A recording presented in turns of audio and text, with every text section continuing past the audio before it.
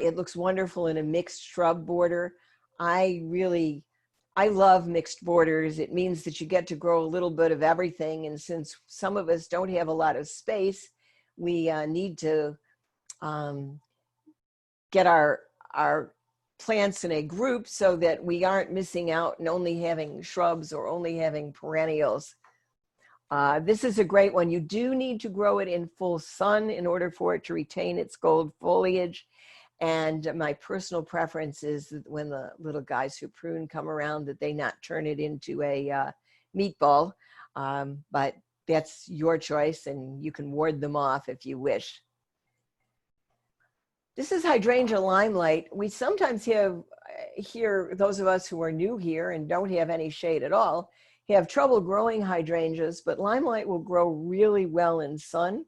It's paniculata, which describes those long flower panicles that you see. It starts out as a beautiful lime green color, and then it fades to a reddish color and finally a tawny brown color in the fall, giving you lots of seasons of interest. Another thing that we have to consider here, because so many of our gardens are small, that we want the things that we put in them to look really good year round. Little lime, which is Limelight's smaller brother, is wonderful in containers. You can keep it in a container almost forever, and it blooms continuously through the summer. It blooms on new wood, so be careful when you're pruning it. You can take it down by a third in late winter, but any later than that, you're going to be sacrificing the flowers. It also looks wonderful in borders. It looks great as a foundation planting, and I think the only thing that determines what you want to, how you want to grow it, is how much space you have and where you can most benefit from these wonderful colors for a long period of time. This is gardenia frostproof. There are, as you well know, dozens of varieties of gardenias. It's one of the things that made me happiest about moving to North Carolina, was that I could grow gardenias. I grew up in upstate New York, where you don't see gardenias except at Easter, and every year my father gave me a corsage of gardenias. So whenever I smell that fragrance, I think of my childhood. That's another great reason to go grow a plant. Grow a plant because it has a memory for you. Because whenever you see it, you remember something or someone, and it makes you happy for that period of time. It is a relatively small plant, grows 5 feet by 4 feet. Use it as in a foundation, use it individually, grow it in a container. It's evergreen. You know what it smells like. The fragrance is heaven. And I cannot imagine being without this plant in my garden, just for the memories. Aeschylus pavia, or the red buckeye, is a small tree or shrub.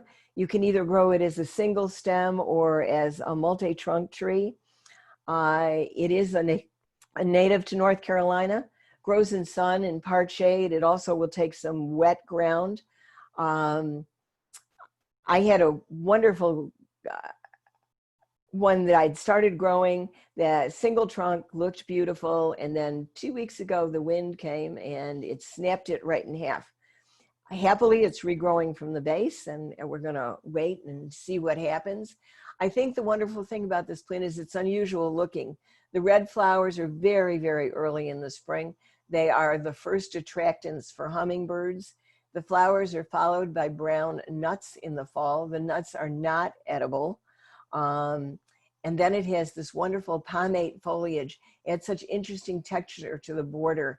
I once read an article that said if you take a picture of your plants, of your garden, with a black and white camera, and everything looks like a blob, you've gotten the texture wrong.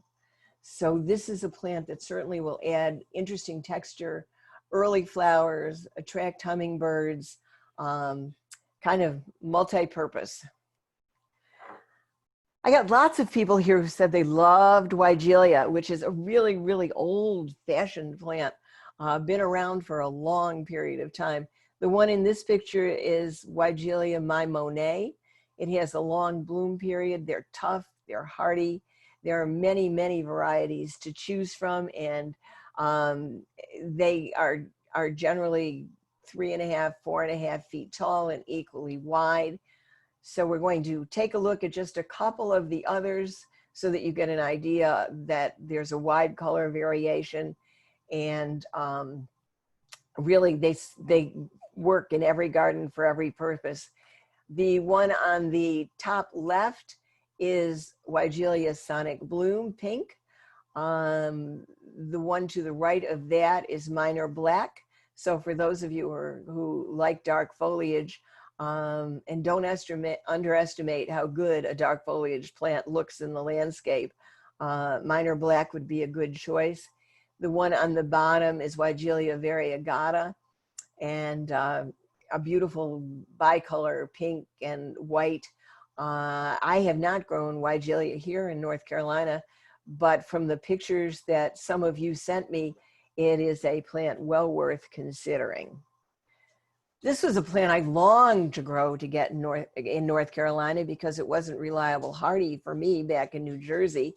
They say that the flowers are lilac. I think they're blue. And maybe that's just because gardeners are always looking for a blue plant. It blooms all summer long if you deadhead it.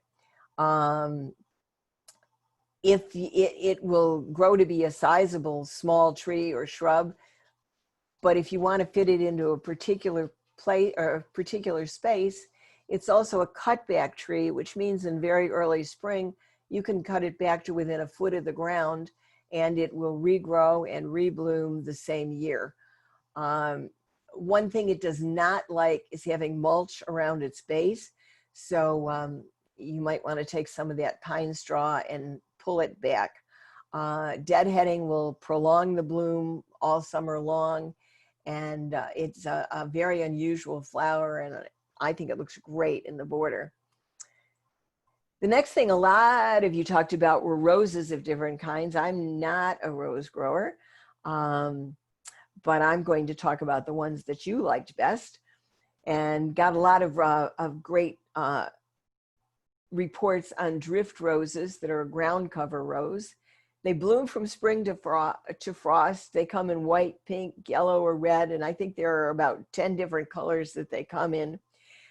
They're less susceptible to disease than some roses, and they may be a great rose for those of you who want to give a rose a try as a beginning gardener.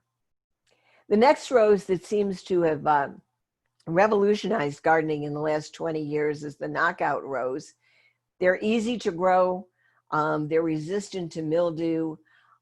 They are drought tolerant. They don't require deadheading. They bloom for a long period of time. They too come in many colors. There's now, in addition to the regular knockout, which I understand can get to be quite large, there is a dwarf knockout that only gets to be 2.5 to 3 feet high, somewhere between your ground cover rose and a full grown knockout. So if you want to experiment with roses, I would suggest you might give this a try. We also have some fabulous gardeners in the club who grow roses, and I would suggest that if you are really into rose growing, that you talk to them, and they'll tell you what they do for perfection. So there's one more rose I'm going to show you, and this is a climbing rose. Use it on an arbor or a trellis. They make a very dramatic display. This is one of my neighbor's roses that she grows up the side of her front porch, and it serves several purposes. Number one, it looks absolutely fantastic. I'm in awe every time I see it, but it also covers up one's end of the porch and provides her with shade, as well as fragrant, beautiful blossoms for a long period of time. So I thought this was just such a clever idea. My first thought would be, oh, I'll grow it on a trellis, but you might consider growing up the side of your house, unless of course it's the Kiffskate rose, which is famous for eating buildings, and you might want to skip that one altogether. Some plants you grow for the name, and sometimes that's because the name strikes you as funny. And that's the way I felt when I first heard Ilex vomitoria. I thought, really, who wants to grow that? Yaupon holly, which is what it is more commonly known and almost known as everywhere, because no one wants to say they have Ilex vomitoria in their garden, is a wonderful evergreen for the South. It has wildlife interest, and by that I don't mean deer, I mean birds at the end of the winter, because the berries hang on for a very long time.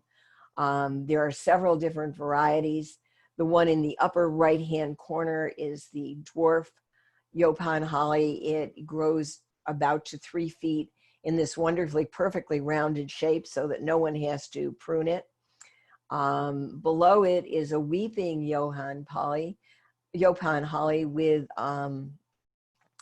its winter berries, and there's also an upright standard form of Yaupon holly. So you have a wide variety of choices for your garden. The dwarf Yaupon holly, let me just go back for a minute, is a great substitute for boxwood. We seem to be having a bit of a problem, I certainly am, with boxwood blight here, and the Yaupon holly gives you kind of the same shape and kind of the same feel in your garden without running into the problems of boxwood blight. Once you get boxwood blight, it's almost impossible to get rid of and will most likely kill your boxwood ultimately. So this would be a good choice for that.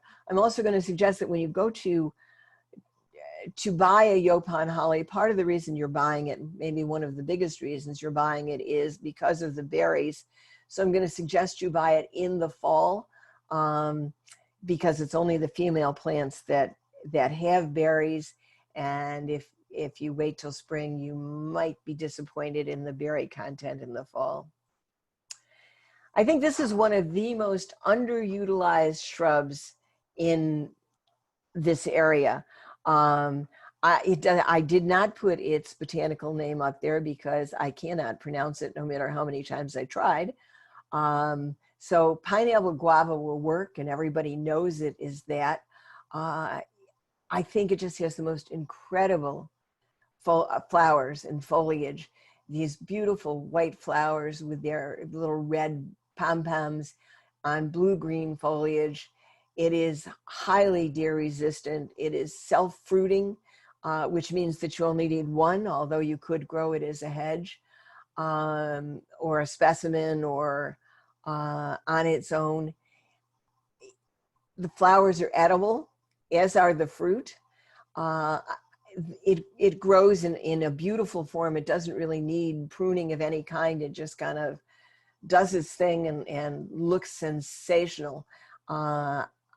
I fell in love with this flower before I ever came here, and it's for me, one of the best things that I have in the garden. Now we're going to move on to perennials, and we all know that perennials are plants that come back every year unless they don't.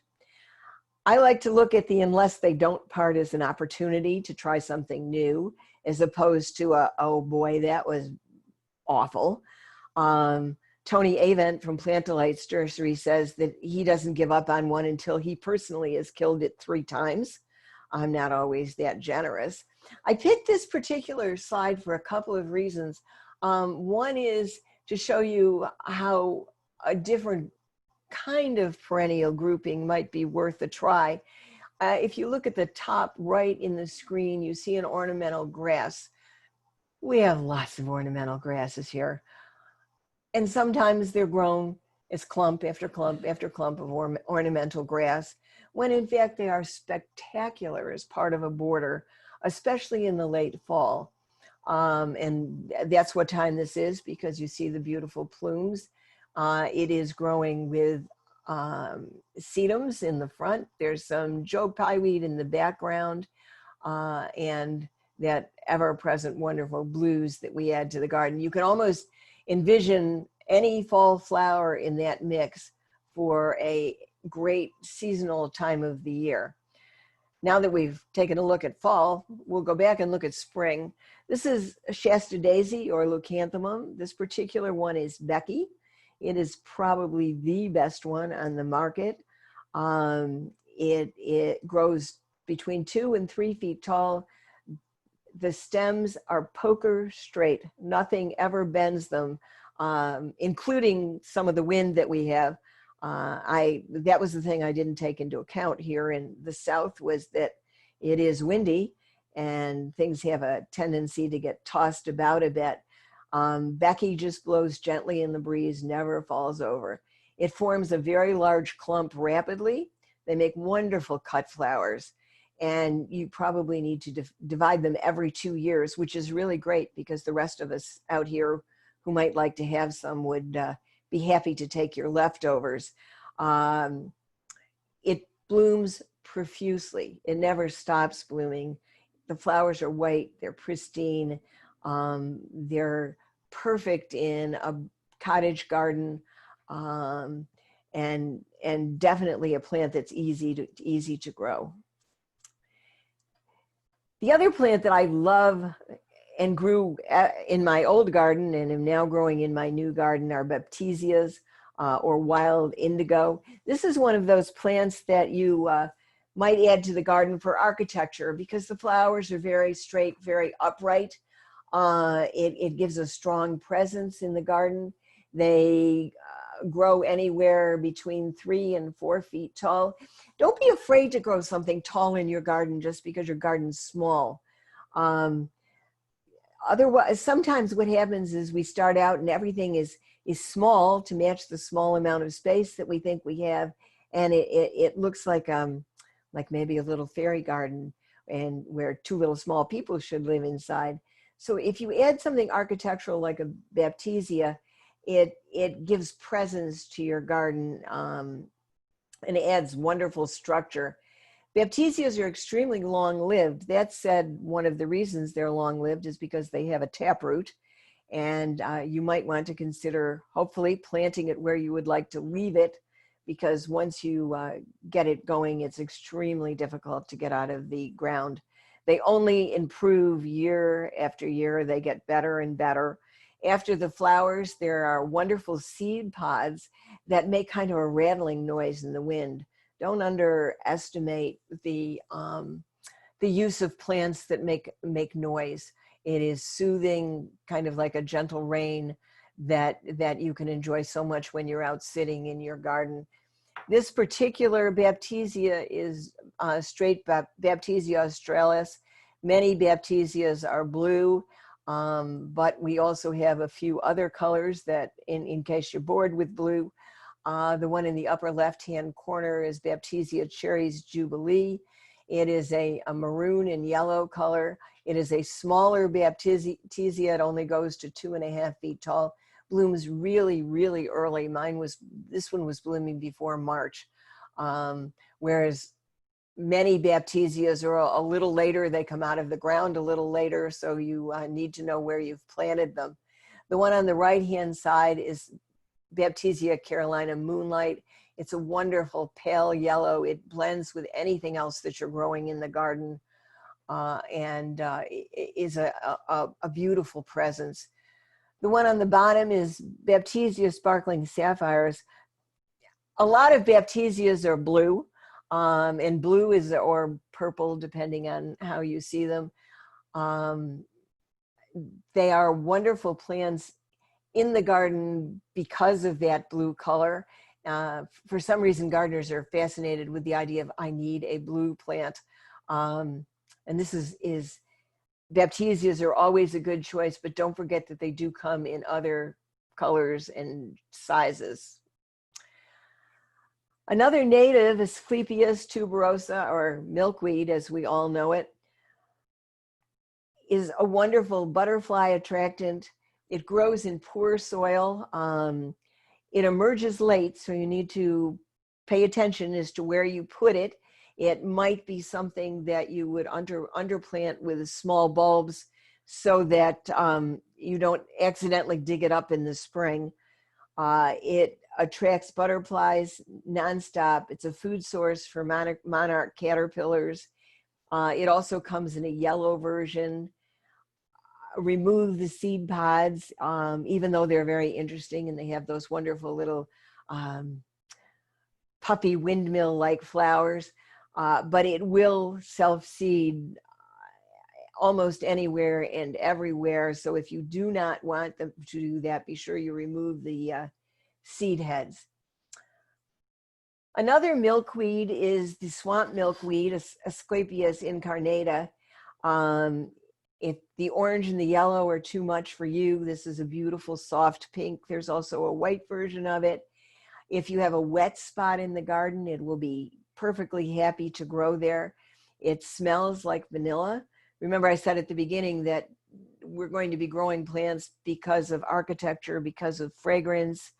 And this is one of the most fragrant plants that you can find, and truly, truly smells like vanilla. Moving on to a plant that everybody grows, Rudbeckia. This is a new Rudbeckia, new in the last couple of years, American Gold Rush.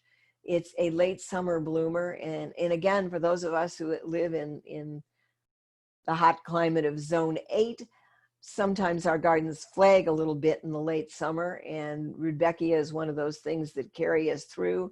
It blooms from late summer until frost. This particular one, Gold Rush, is compact. It's only 2 to 2.5 feet tall, and it doesn't flop.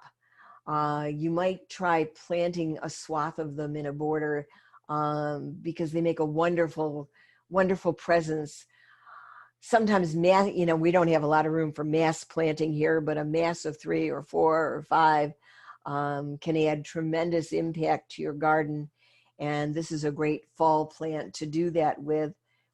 You might want to plant it with some Perovskia, Russian sage. This one is denim and lace. Again, it is a smaller version, and it does not flop. The flowers are sky blue. They're strong. They're compact. It is the 2020 Plant of the Year by the Perennial Plant Association. In case you'd like to throw that around, I have the 2020 Plant of the Year in my garden.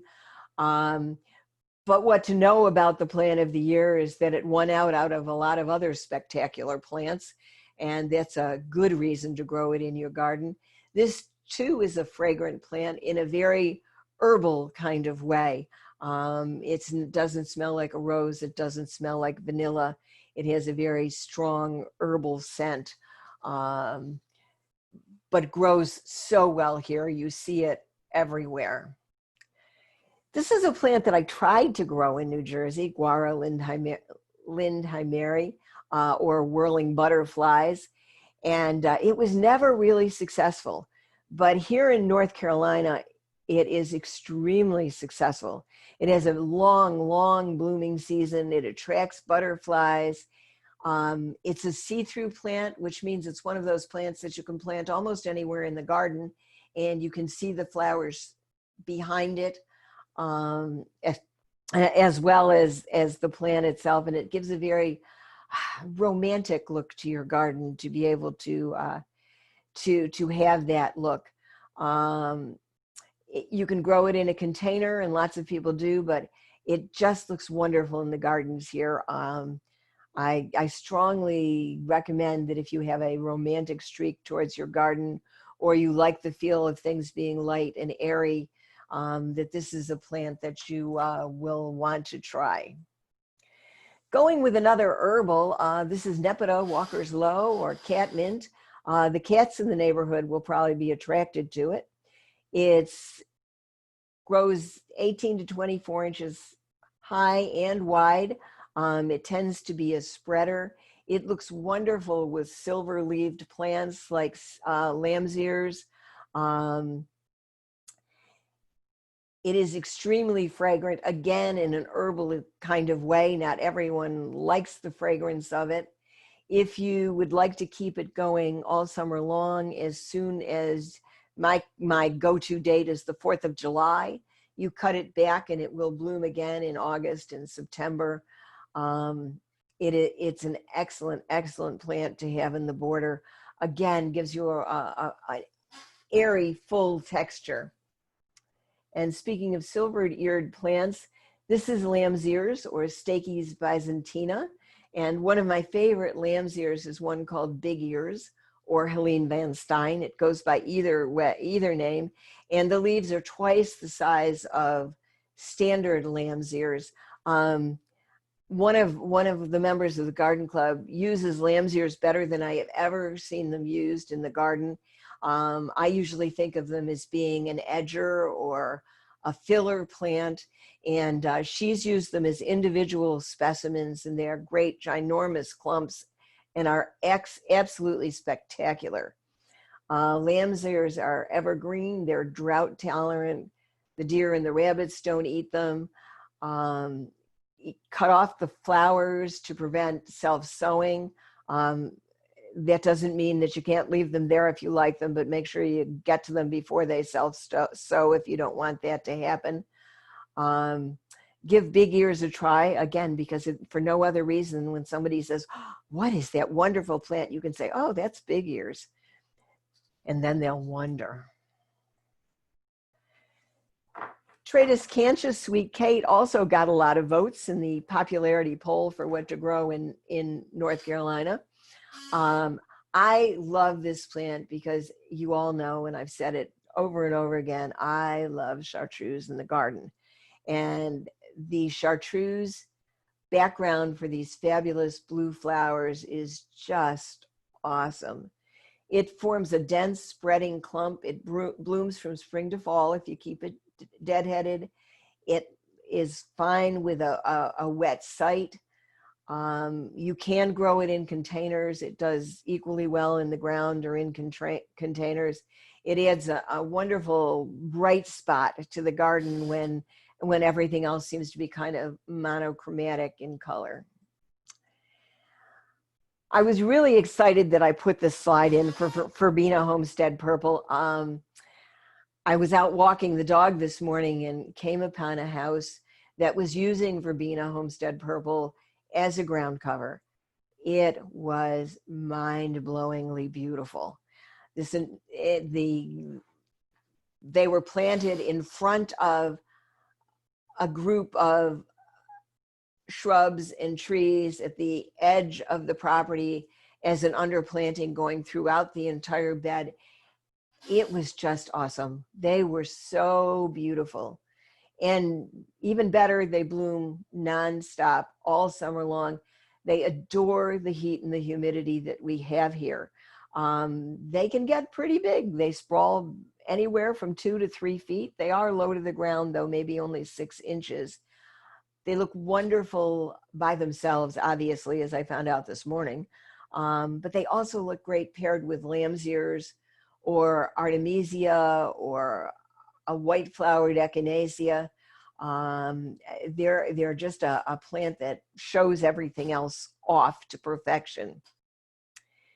Back to another plant that you might want to try for fall planting is Joe Pye weed, and don't let the weed part fool you. It looks nothing like a weed. It has wonderful stature in the garden. Dark stems with this wonderfully light green foliage and these pinky mauvey flowers. There's also a white version. I will tell you, I don't like the white one because I think that it looks muddy. But as you all know, beauty is in the eye of the beholder. You might feel totally differently about it. In the fall, when Joe Pye is in bloom, it is covered in butterflies. As you can see in the back of this picture, there is an ornamental grass, and they do grow extremely well with the ornamental grasses. So you might think of that as a partner. I'm going to suggest that you grow Little Joe or Little Red. The reason being that they're the smaller version of their big brother, which grows to be anywhere between 5 and 6 feet tall. Little Joe or Little Red is going to stay closer to 3 or 4 feet. It likes it to be moist and it likes full sun. The flowers smell like vanilla, which adds yet another dimension to the garden. And they bloom again in the fall. As I said, it looks great with an ornamental grass or Rudbeckia or Pravaskia or any salvias, any number of things that grow in the fall months. And speaking of salvias, We are so lucky here to be able to grow so many salvias that are not hardy in northern reaches. Most salvias for us are perennials. A few are annuals. They have great range in size, anywhere from 18 inches to 4 or 5 feet. And they come in a wide range of colors. The one in this picture, as you can see, also attracts hummingbirds. This is black and blue, sometimes called black and bloomin'. It is the same plant. It is one of my all-time favorites. Again, blue in the garden. But if you don't like that, here are a couple of other choices in salvias. The one on your left is a Mexican bush sage, or Salvia limelight. Again, chartreuse in blue. Can you beat it? I don't think so. This is a very big salvia. It grows to be 4 feet tall and spreads equally wide. It will need some support either from plant stakes or the other plants around it to keep it from flopping. But even if it flopped over flat on the ground, I would be willing to grow this one. The one next to it is a whole different ball of wax. This is a very small salvia that only grows to about 18 inches tall.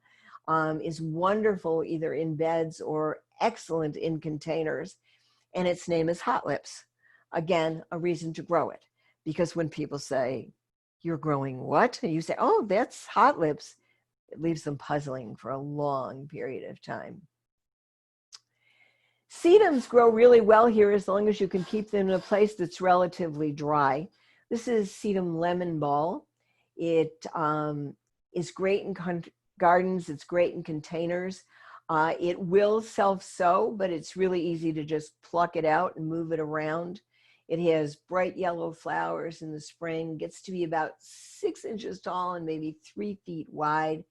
It adds a great pop of color and works really well with dark colored foliage like oxalis or heucheras. It grows well between stepping stones or in a rock garden.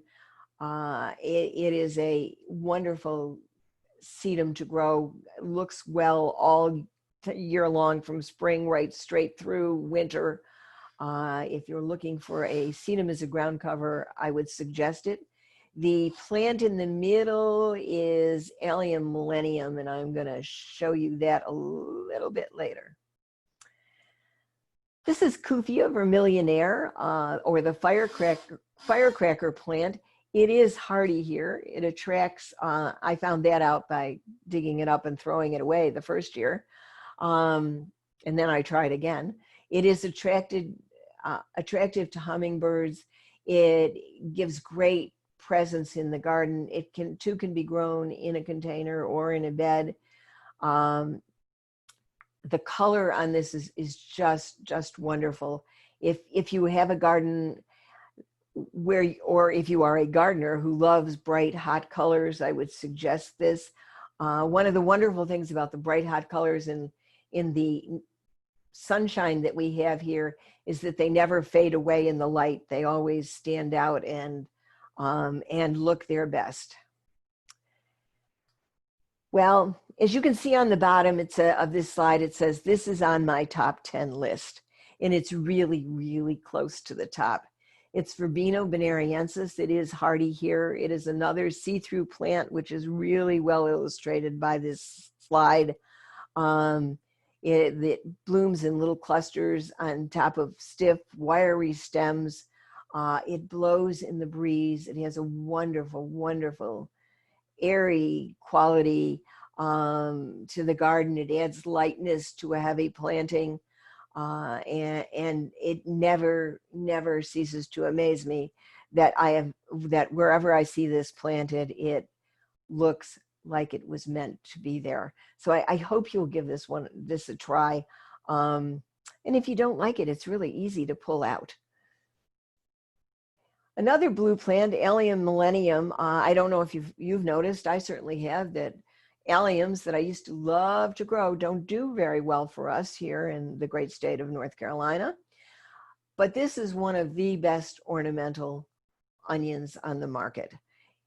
It blooms in midsummer, but not only does it bloom in midsummer, if you deadhead it, it will bloom all summer long. These wonderful, perfect spears. Reminds me of some of its bigger cousins. It's not a very large plant. It's about a foot tall and spreads about a foot or a foot and a half wide. But for those of you who are missing alliums, this is a great substitute. I know that agapanthus is also a great substitute, but I personally have not had much luck with that. Not that I'm not going to try again, because it hasn't been 3 times and you're out yet. But do give Allium millennium a try. I think you will like it. What's a garden without clematis? Again, another plant that lots of people had great success with.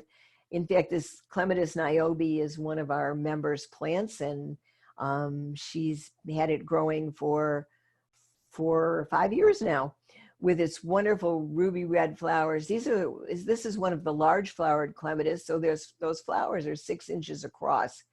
It blooms profusely. You can grow it on a trellis, in a container, a large container, or as a ground cover. Make sure that you feed it regularly. Clematis are food hogs. It likes to have its roots in the shade and its head in the sun. So either plant something around its base or put a rock there to shelter those roots.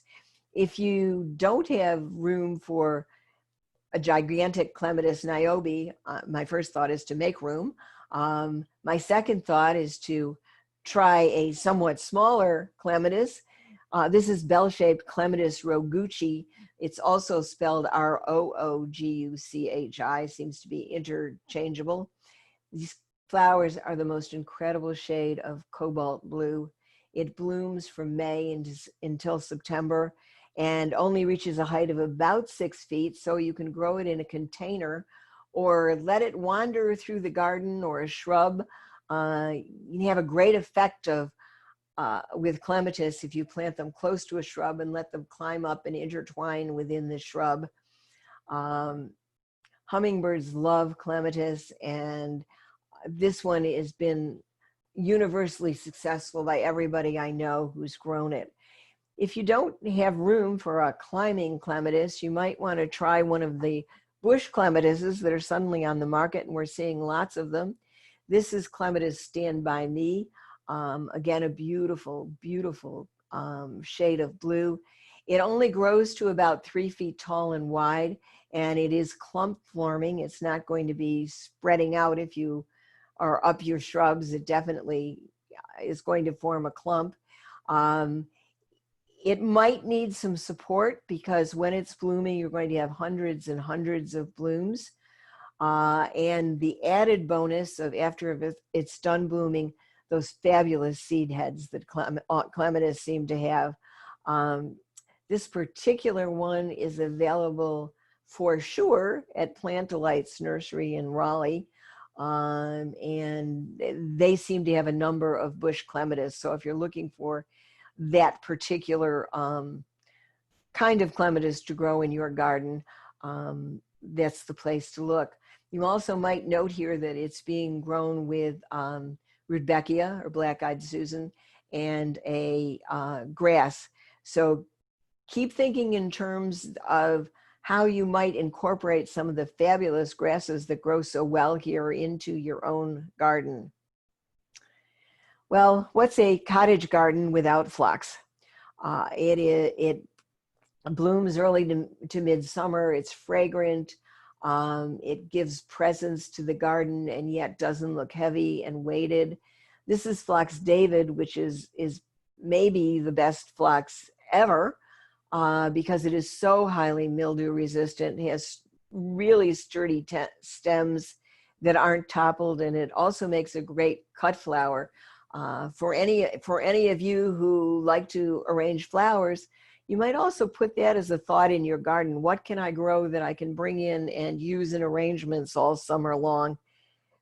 And certainly Phlox David is one of those. Another reason to grow those ornamental grasses, again, even though it sounds like I'm pushing them, is that they too look splendid in flower arrangements. Well, most of us don't have a lot of sun here. But for those of you who've been here a while and have established some shade, you might want to try some ferns to add texture and depth and different shape to your garden. This is the tassel fern, or Polystichum polyblepharum. It's an evergreen fern. It's vase shaped. It grows 2 to 3 feet tall. It's wonderful in a mixed border, also good in flower arrangements. You can grow it in containers. It does not require full shade. Part shade is good enough for us. I have them growing in part shade and for a couple of years now, and so far they seem to be doing just fine, even though the shade is not great. Another fern that I absolutely love is Ethereum Ghost, and you can see why it gets its name, because it has that wonderful silvery gray foliage. This is a pretty tall fern, grows to be almost 3 feet tall. It has the beautiful silvery gray foliage with very dark midribs, so it stands out in your garden. It likes moist soil, so if you have a damp spot, Ghost will do very well. And unless you have deer fencing, I'm going to suggest you ignore planting it with that hosta underneath. I'm going to show you one ornamental grass, not because there aren't many, but because I think we should be growing some that aren't common here. I love muhly grass. I love it as much as the next guy. When it blooms in the fall and with that wonderful pink airy flumes, I wish I had a million of them. But then when they seed all over my garden and I have to dig them out, I'm not so fond. This is Calamagrostis, Karl Forster, or feather reed grass.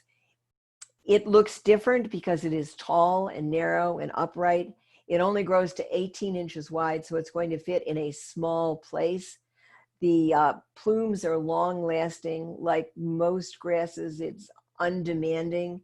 It was the plant of the year in 2001 because it looks so good and it lasts so long. It too will do well in poor soils. Again, for those of you who have difficulty with some of the soil conditions here, Karl Forster will do really well there. It does not reseed, which makes me give it 4, 4, 4, 4 plus stars. There are many grasses that work well in mixed borders, and that's really what most of us have here is mixed borders. We're growing flowers and trees and shrubs together, and that's what a mixed border is. As you can see in the back of this picture, our friend Joe Pieweed is blooming again. And that's the only grass I will show you, because in spite of what this says, it is not a grass. Sisyrinchium angustifolium is really part of the iris family, but it's called blue-eyed grass, blooms very early in the spring. The flowers are a beautiful violet blue. And again, because we love blue flowers, it's a great one to have.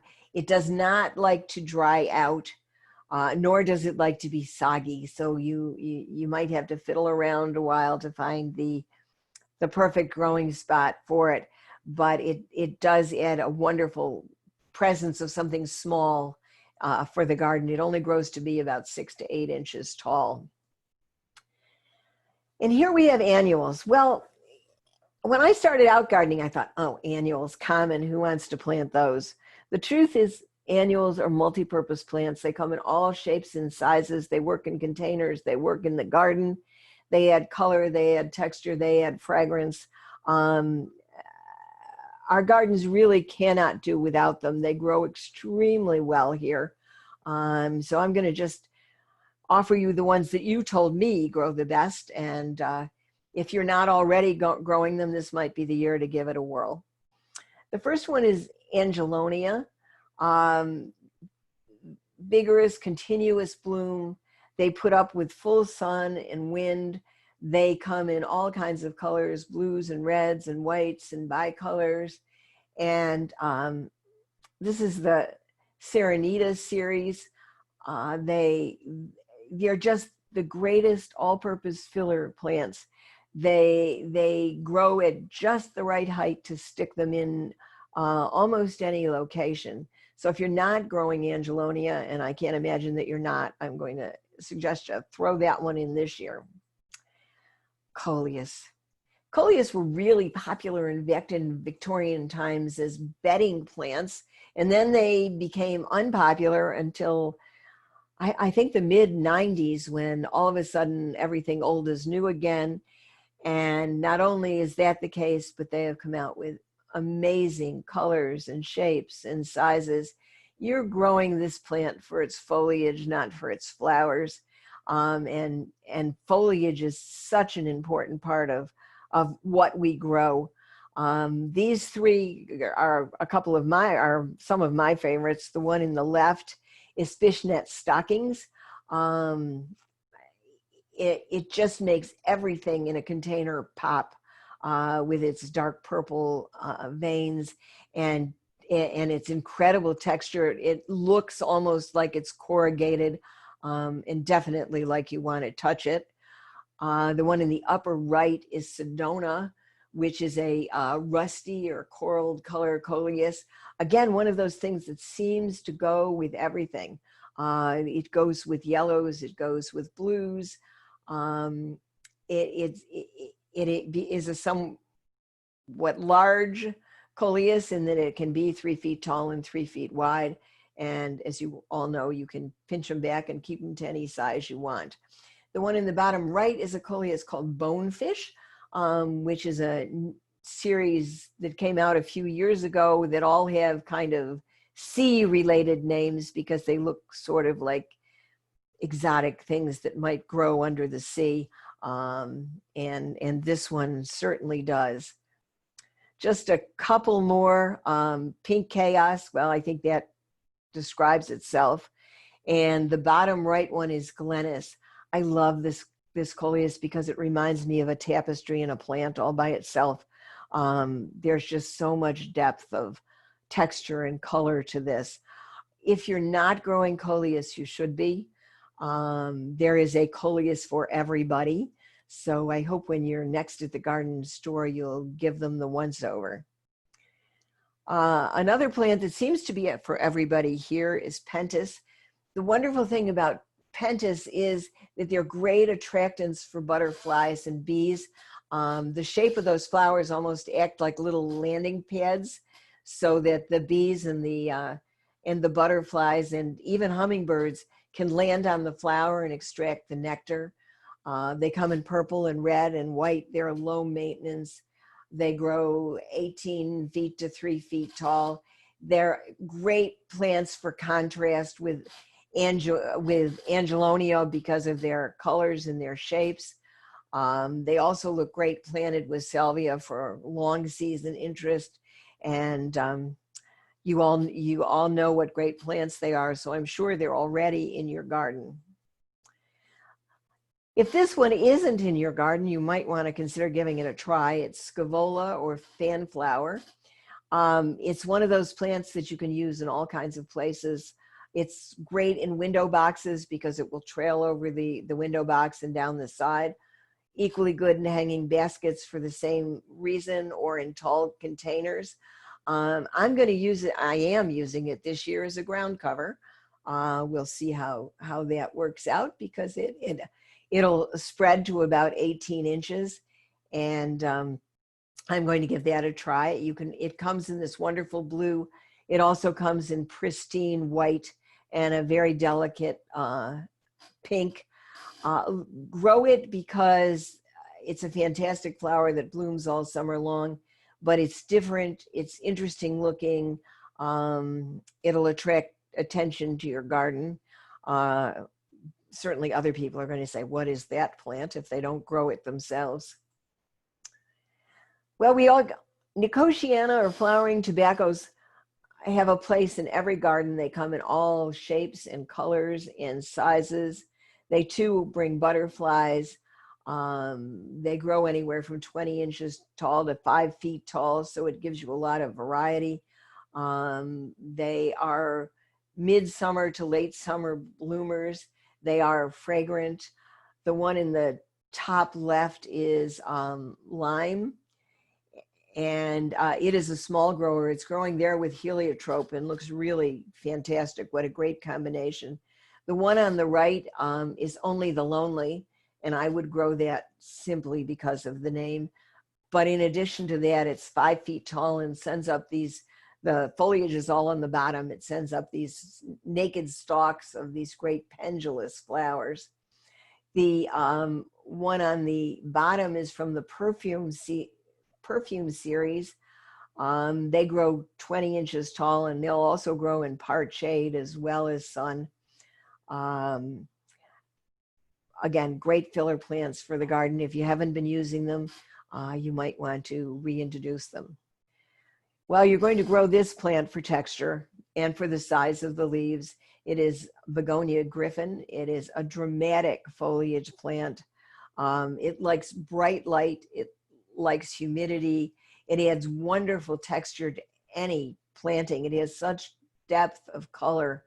The label on the plant will tell you that it grows 2 feet. I have never seen one that small. Any one I've ever grown has been at least 3 feet and sometimes more. It can be overwintered in the house if you're good at that kind of thing. It can stand alone in a container all by itself. That's good enough. It looks great with heuchera lime marmalade on a porch. It also looks great with caladiums, another great southern flower. Add some coleus to it, but grow it. I think you absolutely won't be disappointed. You're probably wondering why I threw geraniums in. Doesn't everybody have them? Don't they always look the same? Yes and yes. They also look fantastic all summer long in a dry, sunny place. They are completely drought tolerant. On one of my morning walks, another neighbor has 2 huge planters of red geraniums on either side of their front door, and it looks spectacular. And that's all I'm going to say about that. And the same thing is true of lantana. It's everywhere.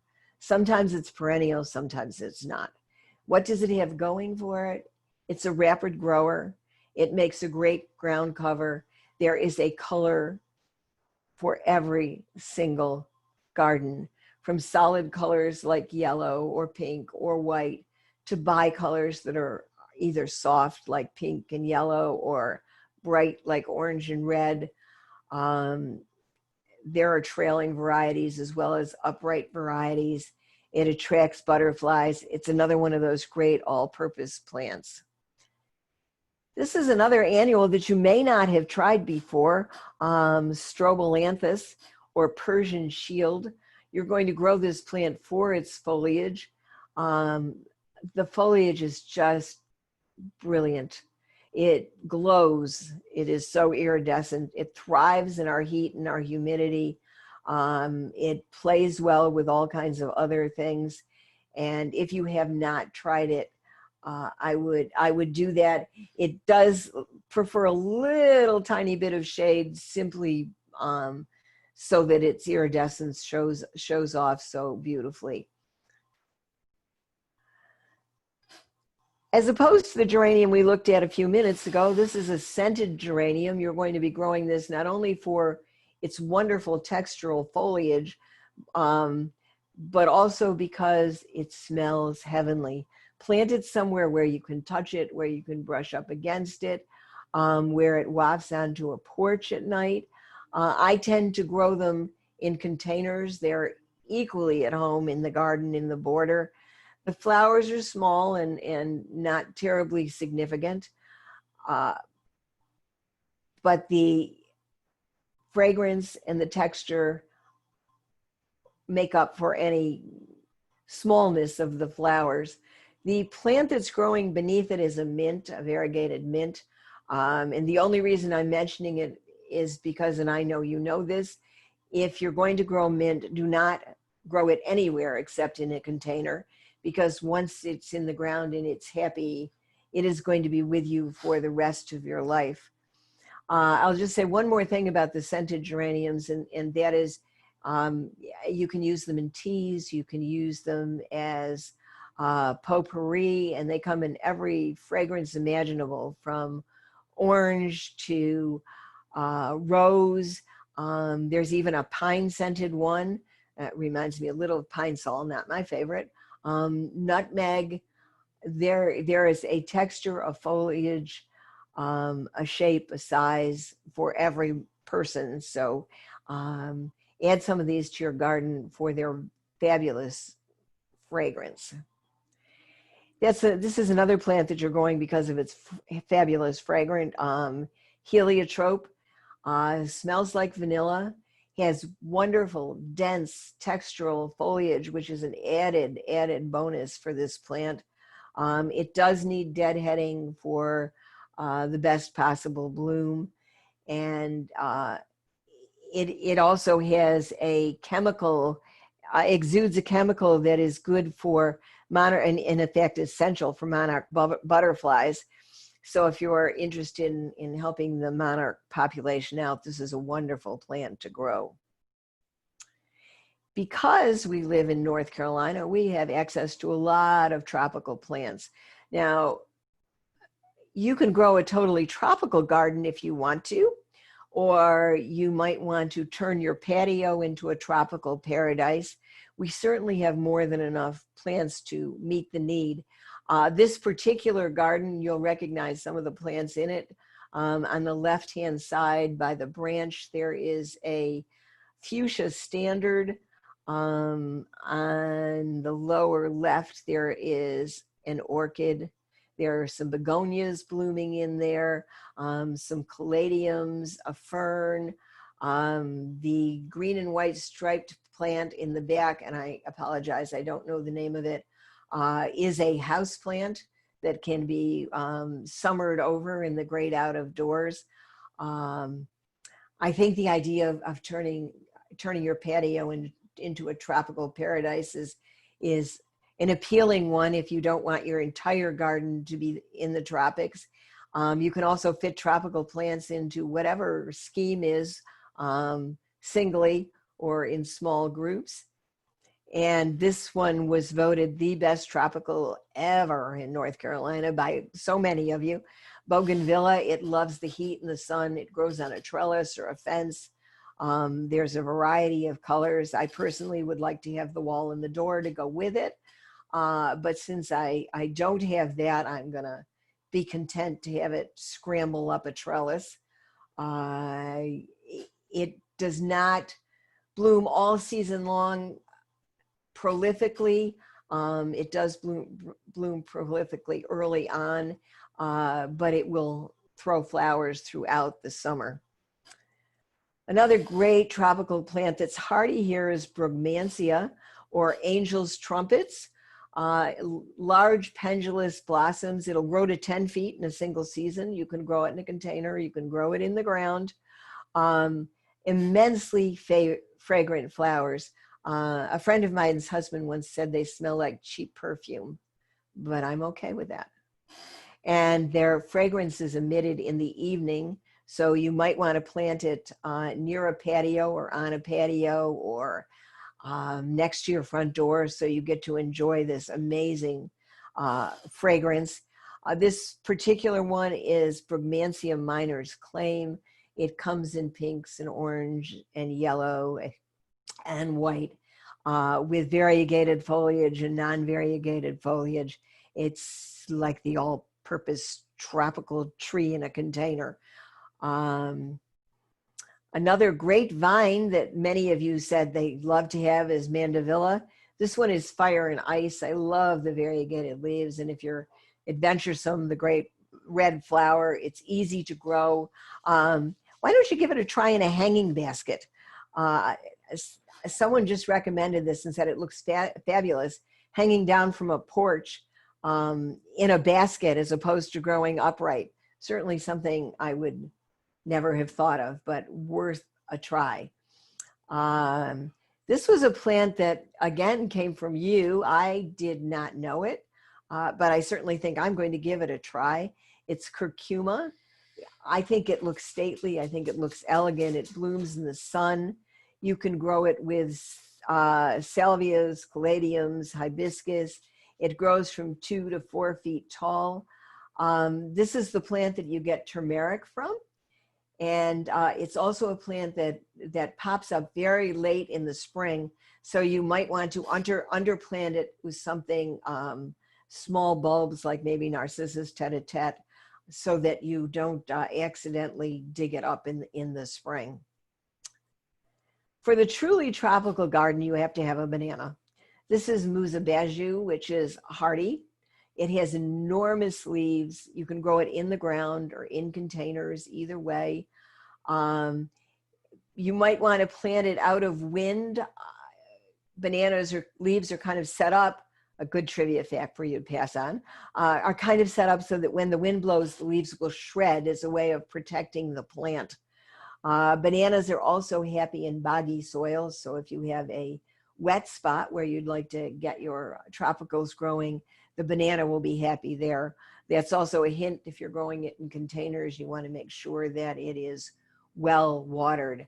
A couple of other hardy varieties here are Musella lasiocarpa and Musella velmatina, both hardy here. You all have cannas, you're all growing cannas. Again, happy in boggy areas. You can even plant them in a water garden. They're a great focal point. This one is Faison, but there are many, many varieties. For us, they are hardy. And if you want to grow them in the ground, that's just great. By all means, go ahead and do so. If you want a non-hardy tropical, you might try elephant ears. It's a great foliage plant. This one is Mojito. They also like it wet. The leaves are enormous. You're growing it for texture. You're growing it for substance in the garden. Maybe you're growing it because you've always had a desire to grow the largest something, and you can certainly do that with elephant ears. Colocasia, alocasia, whatever name it's going by, you definitely want to have them in your garden. Wouldn't be the South if we didn't have caladiums. It is a brilliant foliage plant. There are over 1,000 named cultivars. So there has to be one somewhere that you can't live without. These are just a couple of more. I'm not giving you any names because it doesn't really matter what they're named. You're just going to go to the nursery and find one that you love and put it somewhere in your garden to add beautiful texture and an extra dose of color. This is a non-hardy or tropical hibiscus. They come in a dazzling array of colors. You can grow them in the containers or in the ground. They would look great with any of the things we've already looked at, like curcuma or mandevilla or crotons. They are nonstop bloomers. You do need to deadhead the flowers every day, kind of like daylilies, because once they fade, they kind of look like soggy tissues, which is not an attractive look for the garden. But they certainly add that tropical flair and bright color that you might be looking for. Pineapple lily is another addition for the late summer or fall garden. It has about a 6 to 8 week blooming period, adds wonderful texture to the garden. You get these strong, stiff, dark leaves in this particular variety. This is burgundy, is sparkling burgundy, and it sprouts these little pink flowers. And if you look at the top of the flower stalk, it looks like there's a little pineapple sitting there, hence the name. They come in different colors and sizes. I also like bicolor, and it has pale green leaves. If you have some space, you might want to plant some ginger lilies, blooming in the late summer and the early fall, extremely fragrant. They are perennial for us. This one is Daniel Weeks. It grows 4 feet tall by 3 feet by 3 feet wide. So you know you need some space for this. Feed it often. It'll take part sun or full sun, and is the perfect addition to the tropical garden. I'm just going to take a few minutes to show you some containers, because some of us are in a position where we don't have much space in the garden to work, but we do have enough room for a container. I once heard a garden lecturer who said, what difference does it make if you have to water 5 containers or 500? I might take a little exception with 500, but if you have your containers in groups on a patio or on your deck, or if you live in a townhouse and you have one of those wonderful enclosed gardens, it might be just the spot for container plants. For full disclosure, this is my garden back in New Jersey, and it's the end of the season, but I kind of wanted to give you an idea of what it looked like when you grew a lot of containers. There are cactus there, there's coleus, there's scented geraniums. The tree, evergreen tree in the container is Pinus thunbergii thundercloud. I grew that in a container for 7 years, and it did extremely well. So don't hesitate to grow a small tree in a container. I'm also growing it here, but in the ground. So just to give you an idea of some of the things that you might do, this is a low rounded container, and it kind of has a little bit of everything. Remember the old adage about filler, thriller, spiller? You have all of that in this container, and it is very colorful. And if you look, you will see that it is one of many of the same kind of container in a row. I love this container. This belongs to a friend of mine, and every year she changes its hair, so to speak. It happens to have succulents in it now, but it just is such a focal point in the garden. So romantic. If you have a face in your garden and you love that romantic Victorian look, please look into a plant that you can grow its hair. I also know someone who has a wonderful planting of lips, though that may sound, that is also grown with grasses that look like hair. So the more creative of you, I'm sure, will come up with some great ideas for what to do, things to do with heads. This is one of our members' gardens. I absolutely love this. It never in a million years would have occurred to me to stick a charming basket amidst all these beautiful roses. It's Ipomaea in the basket, Ipomaea marguerite, which is the chartreuse colored one, and petunias. It is so simple and so perfect. You don't always have to go overboard in a container. Sometimes the simplest of designs are the best. I just love this. This is another thing that I absolutely fell in love with. Again, another member's garden. This is simply a succulent in its own pot. Hasn't even been moved, but had this wonderful moss draped off of it, set on top of these fabulous candlesticks. What a wonderful thing to have on a patio. I would do this in a heartbeat. And I'm sure that you can come up with a million different things that you, if you had those fabulous candlesticks, could think of to dress them up. Sometimes the container can be monochromatic, all one color, and this one is. There is a elephant ear portadoro in the background, the a scented geranium in the middle. On the right-hand side, there is a coleus, an Ipomaea being the spiller over the side. This is about 3 weeks ago. It's only going to get bigger and grander as the summer goes on. But a container can be equally spectacular when it's just one color. This is a more tropical arrangement. As I said before, if you're looking for a tropical look for your patio, this is a great one. Cannas and elephant ears and coleus and fuchsias. Makes a great look. Now, you can group containers together to form their own garden or a wonderful vignette. And I think it's a great thing to do with tropicals. I love these containers because they show what you can do with exactly the same type of container in 3 different ways. The first container is at Biltmore, and you probably don't have one that big or that spectacular, but the premise is the same. On the top, you have Sunsation impatiens that are impatiens that grow in the sun. You have Dichondra silver falls flowing over the side, and a lovely little purple flower that I'm not sure what is in each one of the pockets. It is elegant, it is sophisticated, it's romantic, it's just wonderful. The middle container is a strawberry pot filled with succulents. They seem to grow particularly well in strawberry pots, and it's a totally different look from the Biltmore one, but equally effective.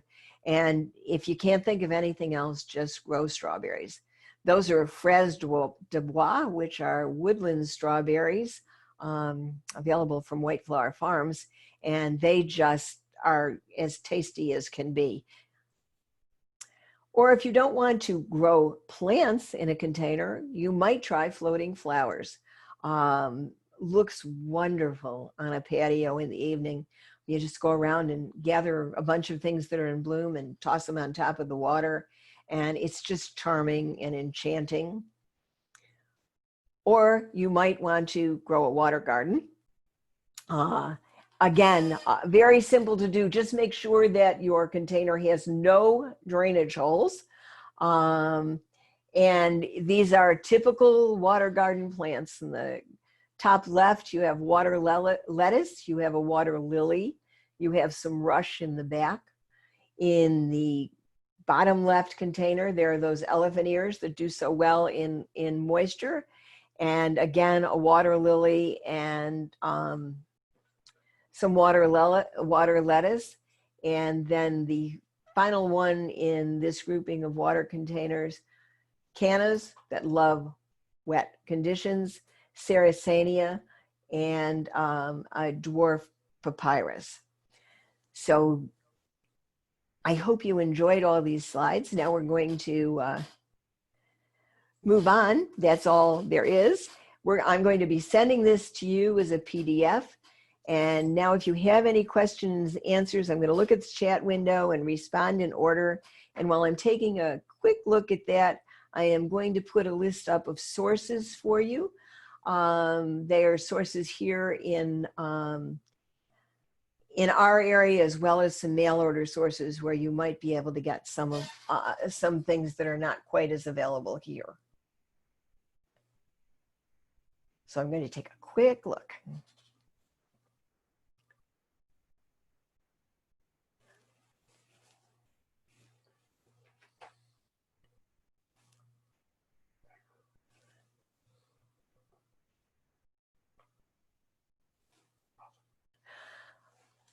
Okay, can I go back to me? You can unshare that, then you're back to your regular screen.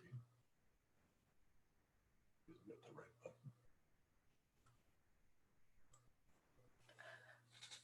button. And there you all are again, and back to my regular screen. We didn't have any questions. And you've actually been unmuted, or will be unmuted. To tell you, a friend of mine was telling me some trees because I'm going to have a couple trees planted here. And one that she suggested that she has that I never heard of. And when I looked it up and I saw a picture of it, it was just beautiful. It's called a Chinese pistache. Beautiful tree. Beautiful fall color. Maybe one to add to the list. Yeah, I Not one I'm familiar with. Oh, it's you have to look it up because it's gorgeous. Anybody else familiar with it? Official check, yes. Oh. The conversation.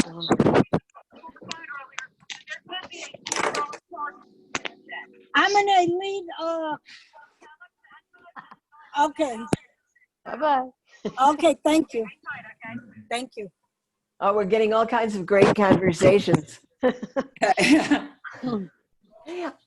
I will send all of you a PDF of the program Thank you. so that you will be able to go over it and look at it at your leisure.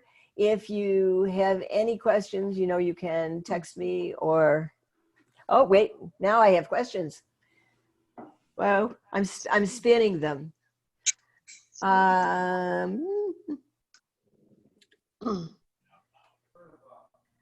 aren't really, most of them are comments, not questions, but there are more questions. There are more questions at the bottom. My tech support tells me, but I'm not finding them.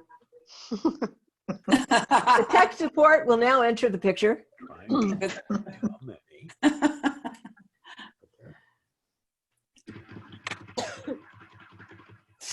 So someone has said that they're trying to gauge how close for beds and containers, so you have room to grow and don't crowd out. This is where Google is going to be your friend. I would, if you're planning on a particular grouping or arrangement, I would look up the ultimate size of the plants in Google. And then this is because I am who I am. I would plant them closer because I'd want them to fill in sooner. That's really bad advice, but I would do it anyway. So you can either go with, if it says plant them 24 inches apart, go with it, and eventually it will fill in and look great. Or you can do what I do, is plant them 18 inches apart, and then I have to dig them up and move them. But you all, those of you who know me know that I'm big on instant gratification, and I'm getting too old to wait. So if that was what, just saying that, one of the interesting things in your wonderful comments and picture sending is a lot of you gave me your philosophy of how you garden, and it was quite the insight. Some of you are extremely organized and very methodical and plan everything out to the nth degree. Some of you are more devil may care, and I tend to be one of those people that if I see it, I love it. I have to put it in no matter what, even if there is no plan. And now I plan everything too close together. A friend of mine from many, many years ago, who was 94 years old, had a fabulous garden, said, "So what if you move it 4 inches?" Worth a try. So I think it's one of those things. Google is your friend. Google is your friend in everything. It will tell you all you need to know and more. And if you're hesitant about a plant, I would look there first and carry your phone, your iPad with you to the garden store, so that if something strikes your fancy, you can look it up right then and there. So that, that would be my answer to that. Thank you, Sue. Well, I want to thank you all for coming. Thanks, Sue. I don't know what's going to happen in June, but we'll let you know. Thank you, Sue. Bye-bye. Thank you, Sue. Bye. Thank you. Thank you very much.